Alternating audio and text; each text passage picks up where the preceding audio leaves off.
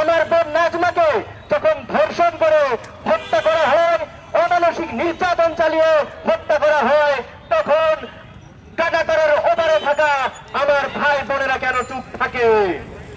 আমরা দেখতে পাচ্ছি এখন পর্যন্ত বাংলাদেশের পররাষ্ট্র মন্ত্রণালয় থেকে আমার বোন নাজমা হত্যাকাণ্ডের বিচার চেয়ে কোন প্রকার বিবৃতি দেওয়া হয়নি। আমরা পররাষ্ট্র মন্ত্রণালয়কে বলে দিতে চাই, কোন ধরনের নতজানু হওয়ার সুযোগ নেই। বাংলাদেশের 18 কোটি ছাত্র জনতা এই হত্যাকাণ্ডের বিচার চায়।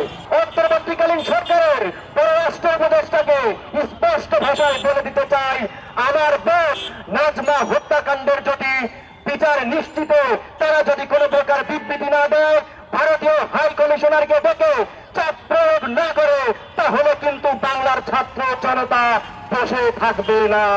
অত্যন্ত হৃদয় বিদারক ঘটনা, নৃশংসভাবে তাকে ধর্ষণ করে বেঙ্গালুরুতে হত্যা করা হয়েছে। আমরা মনে করি গত কয়েক মাসে বাংলাদেশিদের বিরুদ্ধে, বাংলাদেশের বিরুদ্ধে যে জঘন্য প্রপাগান্ডা ক্যাম্পেইন চালানো হয়েছে, এই ঘটনাটি তারই ফলাফল।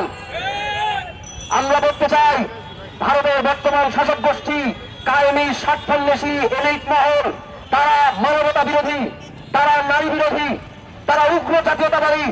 বরঞ্চ বাংলাদেশের জনগণ উদার, বাংলাদেশের জনগণ মানবতায় বিশ্বাস করে, বাংলাদেশের জনগণ মানুষের নারীদের অধিকারে বিশ্বাস করে, বাংলাদেশের মানুষ সেটার প্রমাণ রেখেছে।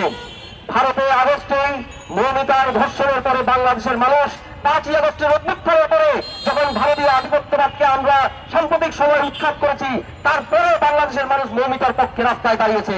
অবিলম্বে আমরা দাবি জানাবো, আমাদের বোন নাজমা হত্যাকাণ্ডের ব্যাপারে ভারতকে অবশ্যই পদক্ষেপ নিতে হবে।